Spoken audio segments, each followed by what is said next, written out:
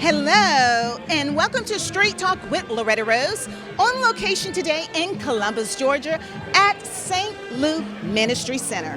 Well, it is that time of the year again. It is SportsVision 15th Annual High School and Middle School Football Awards Luncheon. And of course, they have a phenomenal special guest.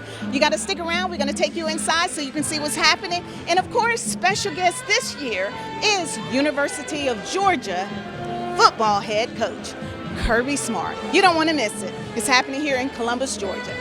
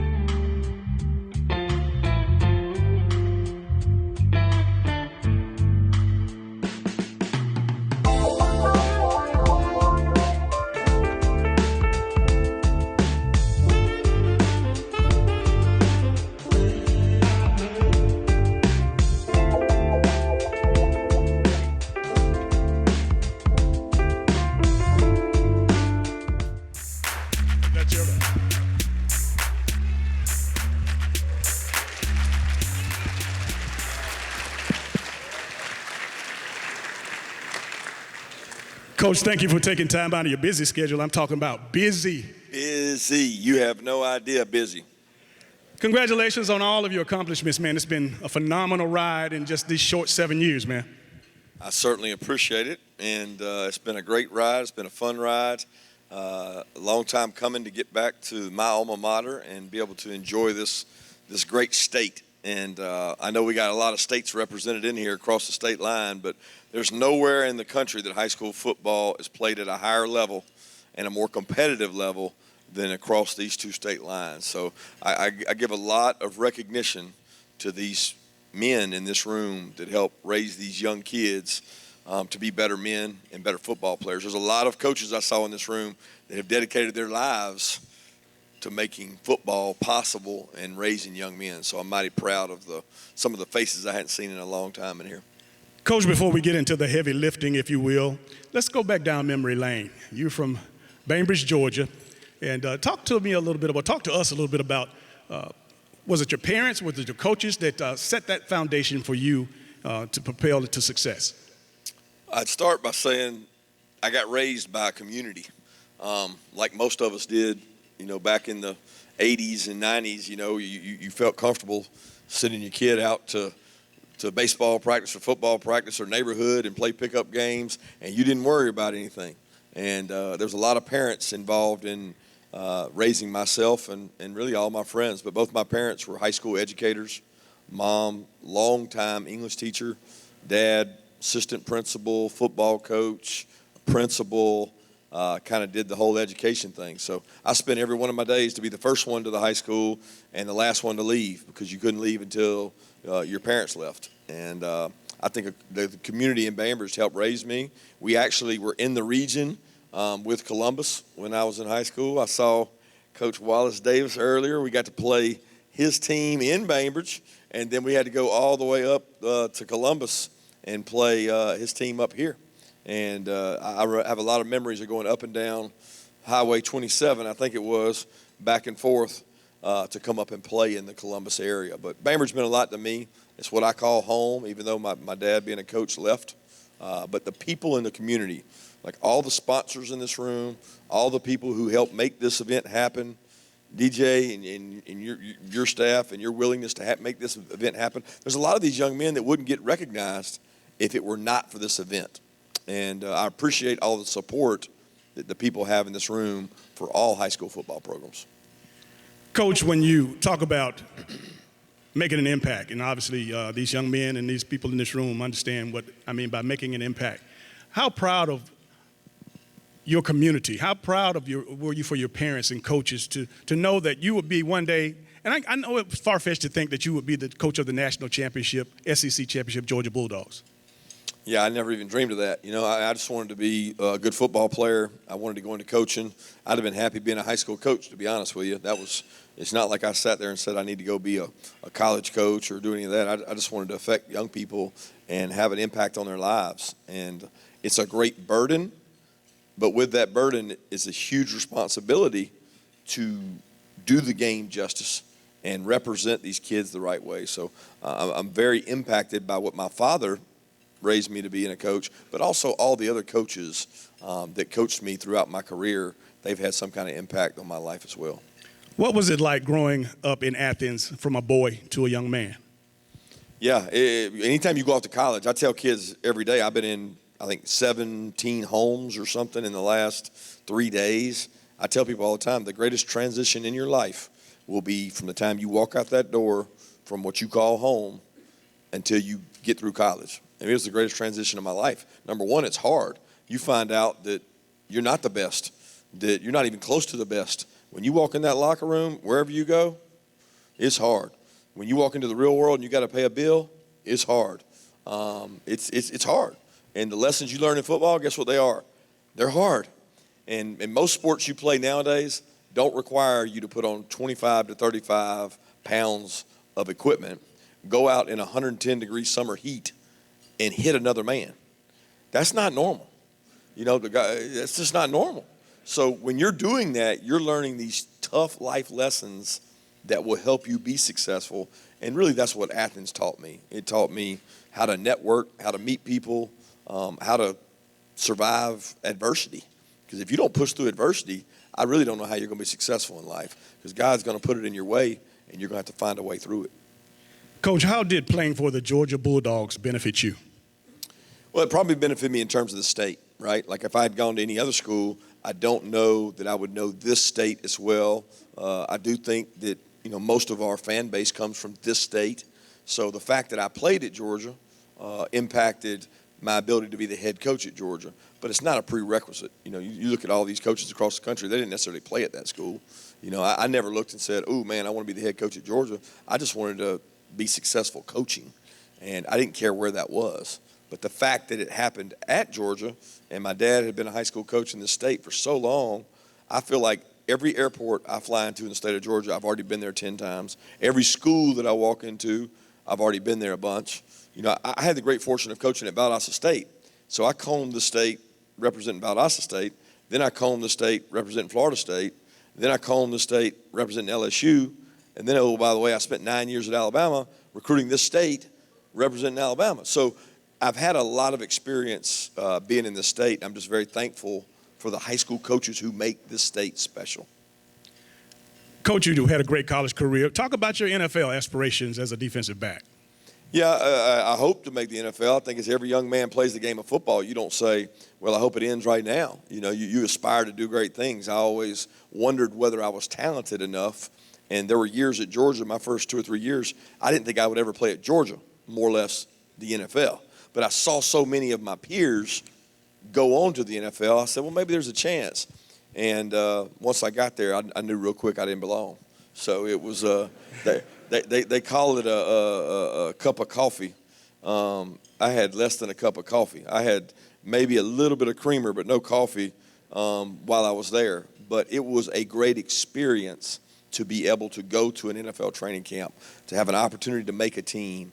I made friends there. I mean, I was at a Tampa Bay practice the other day, seeing one of our recruits' parents, and a scout came up to me and said, my first year being a scout in 1999, I evaluated you coming out of Georgia, and I still remember watching your tape and evaluating you. Those networks, those friendships, coaches that coached at the Colts when I was there, I still am friends with today. So I always tell people, don't ever burn a bridge, and everybody you meet them like it's the first and last time you'll ever see them, and try to have an impact on their lives. When did coaching become a serious consideration for you? When I couldn't play.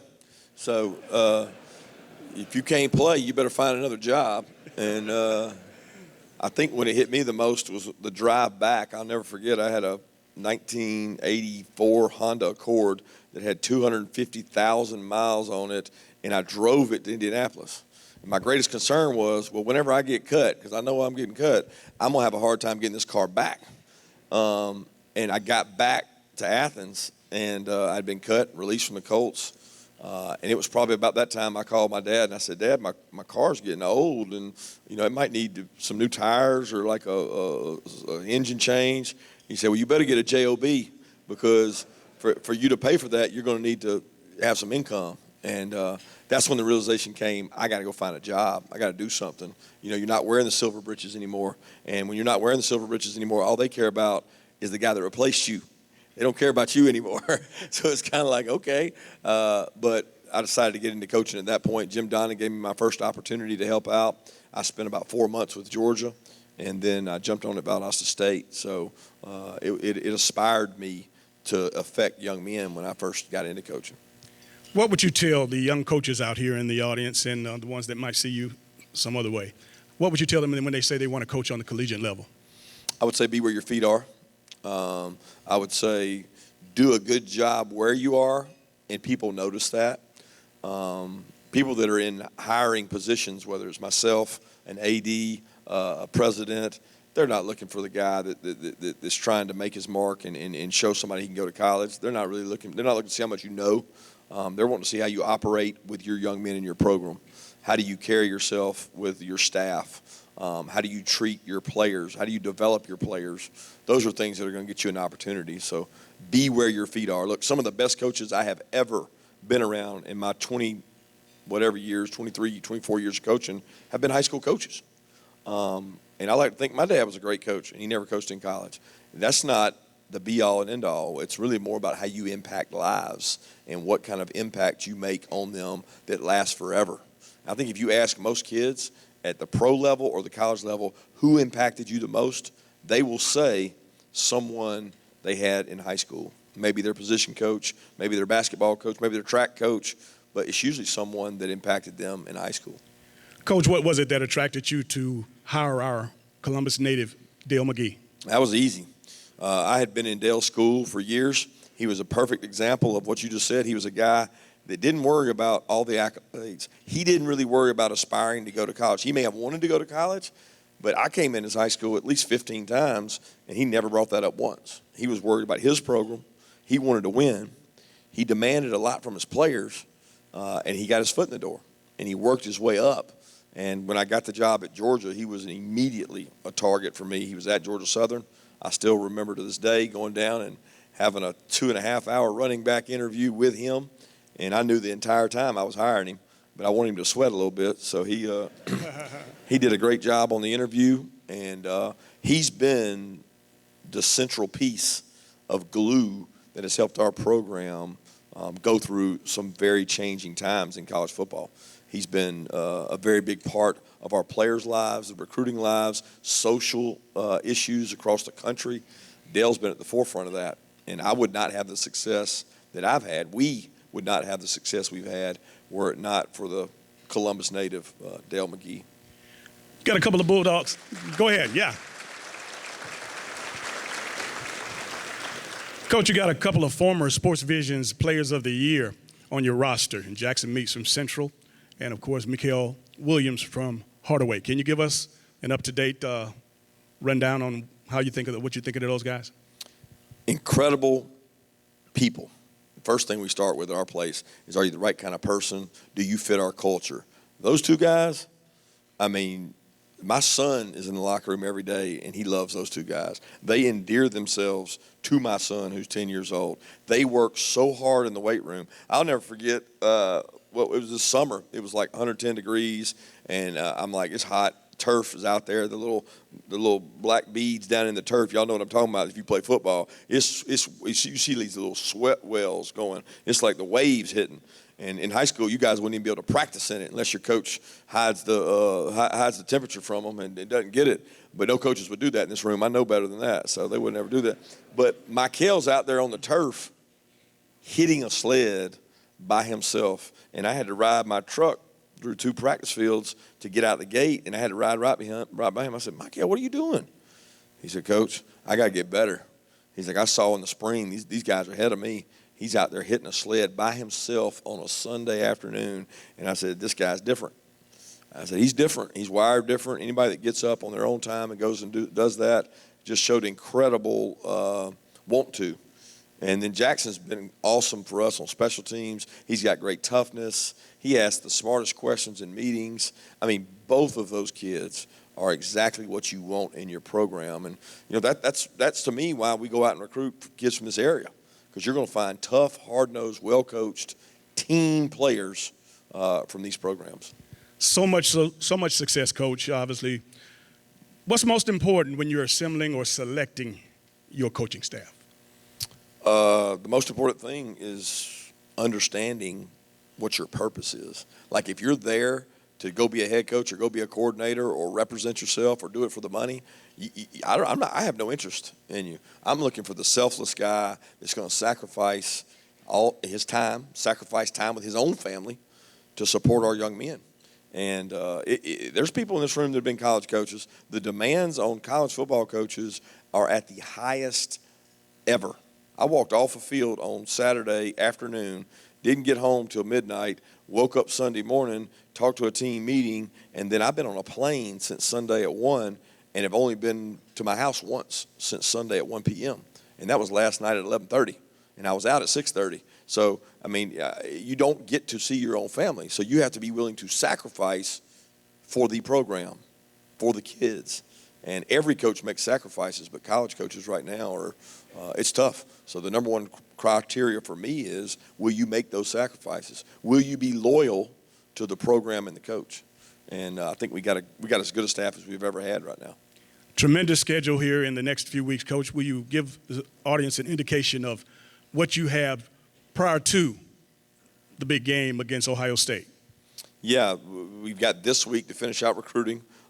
Next week is very unique. Most years that would be a dead period. We would not go recruiting. We would work on our own team. Well, now we have the decision of how much do we recruit versus how much do we work with our own team. And we got kind of an important game coming up, so we're not going to be able to go out and recruit as much as most programs because we're going to focus on our team and get them ready and start practicing. We'll take 3 or 4 days off for Christmas. We'll come back from Christmas. We'll do a game week prep to get ready to play. Luckily, we don't have far to travel, and we'll go to Atlanta and get prepared for the big game. A couple more questions, Coach. I'm just going to name a player, and you just tell me what you think about him. Obviously, the mailman, Stetson Bennett. Stetson Bennett's a special guy. For every guy out there dreaming to play college football, that kid was sitting in the same seat you were with about 2 offers, and he didn't even take one of his offers. And look where he is now. And people told him he couldn't do it his whole life, and he defied them. And we told him he couldn't do it. I don't hide behind the fact we said he was third, and the guy passed everybody in front of him twice. And what an incredible job he's done. So he loves Georgia. And when you have passion for the game and passion for a place, sometimes that drives you to success. Brock Bowers. Selfless, the first thing I think about. Toughness. I mean, this guy practices as hard every day. We have to actually slow him down because we're worried he's going to wear himself out. He's 6'4", 240 pounds, and he practices every day like it's his last practice. And he plays the game the right way. But another guy that was probably underrated coming out and is a phenomenal athlete. Jalen Carter. Just incredible football player. I think everybody saw him when he picked up his picked up the quarterback, and I was holding my breath, man. I was like, oh, Jalen, please don't do it. I had just, my mind thought 3,000 thoughts within one split second. And once I saw him hold that hand up, I went over and asked him when he came off the field. I said, what were you doing? Everybody said he was holding up number 1. He said, I was pointing at my mama. He said, I was pointing at my mama in the stands. And I'm like, it looked like you were holding up 1, but whatever you did, I'm just glad you didn't throw him down. And what an incredible kid and story. He embodies our team because people don't understand. He got hurt on the very first play of the very first game in the Mercedes-Benz, same venue he was in last week. On the first play, he got an ankle injury. And he played on several games with a hurt ankle. And then right when he got back from an ankle injury, he had a knee injury. And this is a guy that could have said, you know what, man, I'm just going to sit this one out. But he came back, and he's worked really hard to get back. He wanted to play with his brothers. He wanted to play with his friends. He loves the game, and means a lot to Georgia that he came back. Last few questions, Coach. Obviously, bowl prep, bowl week is more than just competing for an opportunity to go to the national championship, but you get an opportunity to look at a lot of players. Explain to the folks out there that might not know, making it to the bowl and what the benefits are. Biggest benefit is the number of practices you have. So the NCAA says you can have these practices to prepare for the bowl game. Well, most people would think if you're going to have 9, 10, 12, 14 practices, how many you're going to have, that you're gearing everything towards Ohio State. We look at it as a chance to get our team better for next year. And the talk has all been about, well, how did Georgia have these guys go out in the draft, 15 players in the draft, and have a good season this year? Well, a lot of that began this time last year because the people you're seeing play now, we were getting them extra reps. Jordan Davis and James Cook and Zamir White, they didn't need tons of practice last year during this time. But Kenny McIntosh and all these other kids did. The beauty of it is Michael Williams was getting practice reps at this time last year for us. So that's part of the reason they can be successful is because we pattern our practices in a way that we're working towards next year for some of the practice time. And I think that helps your team the following year to develop. Coach, I know it's early, but what should we expect in the Chick-fil-A Peach Bowl? Well, again, I've watched Ohio State. I've gotten to be on the road. I've gotten to watch several of their games, but we're focused on us right now. That's far enough away that I'm not putting expectations on our players or our team. I'm really worried about our guys. They're taking final exams right now, and final exams at Georgia are hard. So if any of you are going to Georgia out there, hard is what school is. Anywhere you're going to school is hard, but our guys are in final exams right now, and I want them to focus on that and stay in shape, run, but not focus on the Peach Bowl. It's just too far out. Coach, the last thing I'd like for you to do is to share with this room, obviously, why their kids, why their cousins and thems should be a Georgia Bulldog. Well, I'm not here to sell a recruiting piece, DJ, because I don't think that's the most important thing. What I am here to say is that thank the people that have gotten you where you are. I have too much respect for this game and what it's meant to me. Like, I would not be who I am today without the game of football. I would not be who I am today without the coaches that impacted my life.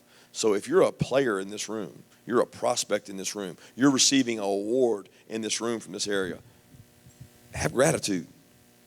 It really ain't about you. You may think it's about you, but it ain't about you. You didn't get that award without 10 other teammates on the grass. You didn't get that award without a coach setting up the weight room for you to go in there and lift. You didn't get that award without somebody in this community being willing to give money to pay for those trophies, to pay for this food. So have gratitude for the opportunity you've been presented and be thankful that you have this game and respect it by doing it the right way and not making it about yourself. And I think when you have gratitude about things, it shows a lot about your character. And that's one of the things that we talk about at Georgia. And if you happen to want to come to Georgia, we want you at Georgia. But that's besides the point. Ladies and gentlemen, give it up for Coach Kirby Smart. Thank you, guys.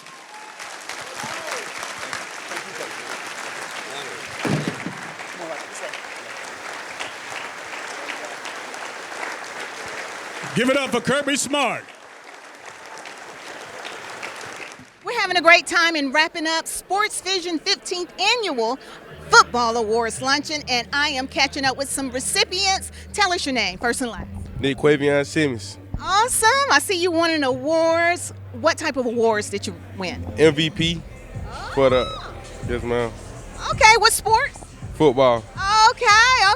I should have known that. Yeah, we're here for the football awards. But, man, that's awesome. How do you feel about receiving that? I feel good. Wow, what position you play?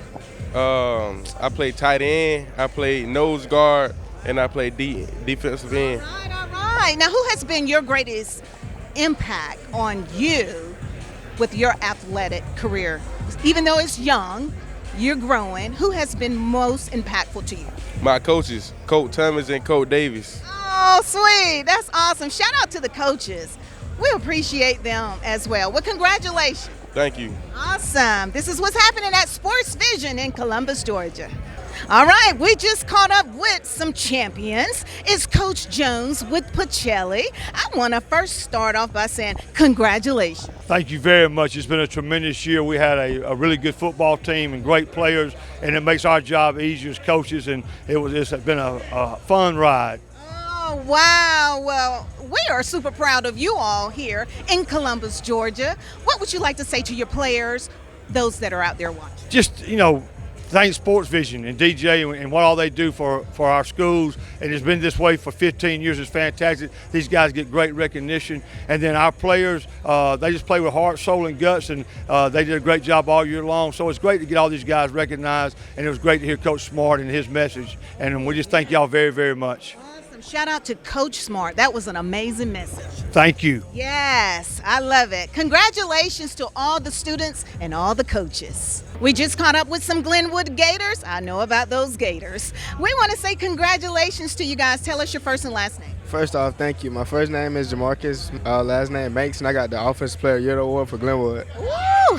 Congratulations. My name's Tyler Porterfield, and I got the Defensive Player of the Year for Glenwood.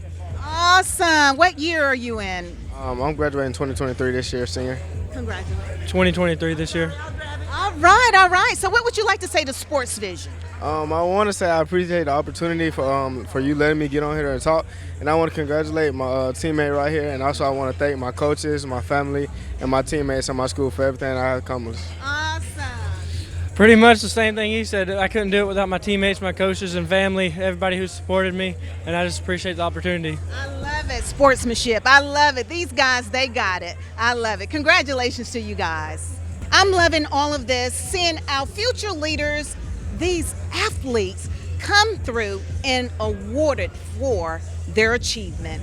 Congratulations. Thank you. I love it. Tell us about the award you received. So I'm Malachi. I received SportsVision's Player of the Year. Wow. Malachi, what's your last name? Hosley, Wow. And what school? Northside. Oh, all right. Northside. Okay. Well, honey, you were stepping on that stage. Thank you. I am so proud of you. What year are you in? 23, I'm a senior. Oh, congratulations. So who has been most impactful for you or your coaches with your athletic career thus far? My head coach, my parents, my family, and then my teammates, of course. That is you're just making me proud. Yes, ma'am. As like a proud parent. I love that. Shout out to all the coaches. What do you think about the message Kirby Smart shared? It was important. It spoke to me a lot. Like when I'm done with football, I would like to leave a legacy, not just on the younger players, but the generations to come. I like to go back to the school. I love it. He said it well. Malachi. This is what's happening at SportsVision. Just caught up with another recipient. Congratulations. Tell us your first and last name. Eric Howling. All right. What school? I go to Northside. Okay. And what awards? Defensive Player of the Year. Ooh, wow. Okay. What would you like to say to SportsVision for this wonderful award in recognition? I appreciate the opportunity, and I appreciate the event, and they taking the time for all the teams to have this good event because I enjoyed it. What do you think about Coach Kirby Smart message? No, it was a great message. He's a great guy. I like him. Absolutely. I loved it as well. All right. So what's next for you? Graduation, what year you're in? 2023. All right. Well, congratulations. Awesome. This is what's happening at SportsVision 15th Annual Football Awards Luncheon. I just caught up with a law student who is Will Finley. Also, You've heard attorney Ben Finley. He shared words of encouragement with the students here and coaches. This is his son. Amazing. You are a law student. Yes, ma'am. I just finished my first semester at Ole Miss.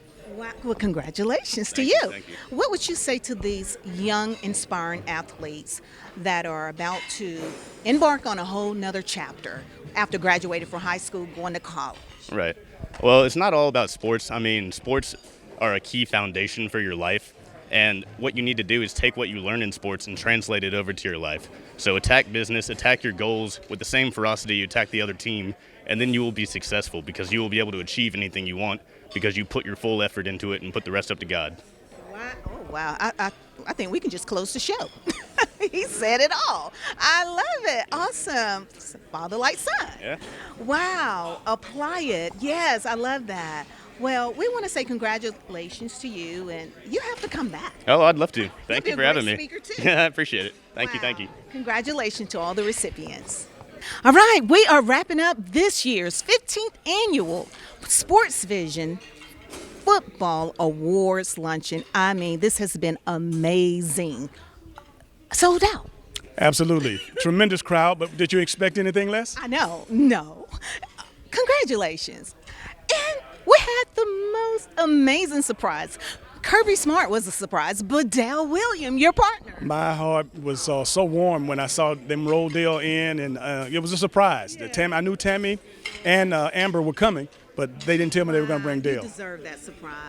That felt good. It really felt good. I know it did. Well, I want to say thank you because when I looked at all of these young males that came up here to get these awards, I was like, you're not only mentor DJ Jones, you're like Papa. Well, again, I just look at it as a big brother, or unc, as they say, just pouring back into the community because somebody did it for us. Everybody wants to know. It's no big story. This when we were growing up in this community, Dale and I, somebody did this kind of thing for us. Now, DJ Jones, Kirby Smart, amazing message. It couldn't have been any better. Well, I like that format. I like that fireside chat, Q&A kind of thing. But it gives me an opportunity to ask some questions off the cuff. The things that people really don't think about, but that makes sense. And again, where you're from, who were instrumental in helping you to grow to the person that you are, the foundation. Those are the things that I wanted those young people to hear from an ultra successful #1 in the country coach. For real. Yeah. Oh, wow. Well, it has been amazing. We want to thank you for sharing this with Beam TV, with the community, amazing sponsors. Lives has been changed beyond what your imagination can ever conceive. Well, first of all, I just want to thank all of our community partners. We wouldn't have been able to do any of this without them. But you know what? We have something here that's so grassroots. We would welcome you aboard because we want to make sure that we are honoring these kids, and we have so much more to do. Yeah. So much more. Wow. Well, we want to thank SportsVision and their mentor program. I like to call it a mentor program, even though you have a broadcasting, a variety of networks, but it's mentoring to young athletes. We mentor to young athletes. Again, that's our purpose, that's our cause, that's our ministry. But we also have to be surrounded by wonderful people like you, and that's why we selected you as our Community Service Award winner this year. Congratulations. You are so deserving.